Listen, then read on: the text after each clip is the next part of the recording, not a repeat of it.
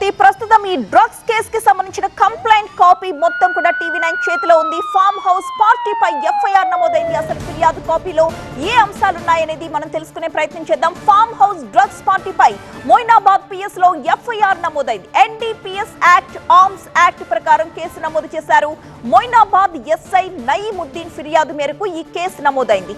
నిన్న రాత్రి 8 గంటల ప్రాంతంలో రోహిత్ రెడ్డి ఫామ్ హౌస్ లో డ్రగ్స్ పార్టీ జరుగుతోంది అన్న సమాచారం పోలీసులకు అందింది. క్లోజ్ టీమ్, ఎంఆర్ఓ, నార్కోటిక్ సమక్షంలో డ్రగ్స్ పార్టీ జరుగుతున్న ప్రదేశానికి పోలీసులు వెళ్లారు.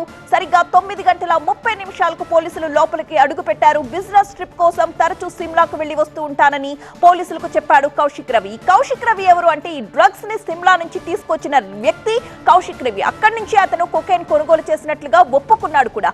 ఈ దాడి సమయంలో 0.26 గ్రాముల కొకైన్ సీజ్ చేశారు పోలీసులు. కానీ అప్పటికే మిగతా కొకైన్ అంతా సేవించినట్లుగా గుర్తించారు పోలీసులు. అతను చెప్పిన వివరాల ప్రకారం 2 గ్రాముల కొకైన్ ని సిమ్లా నుంచి తీసుకొచ్చినట్లుగా తెలుస్తోంది.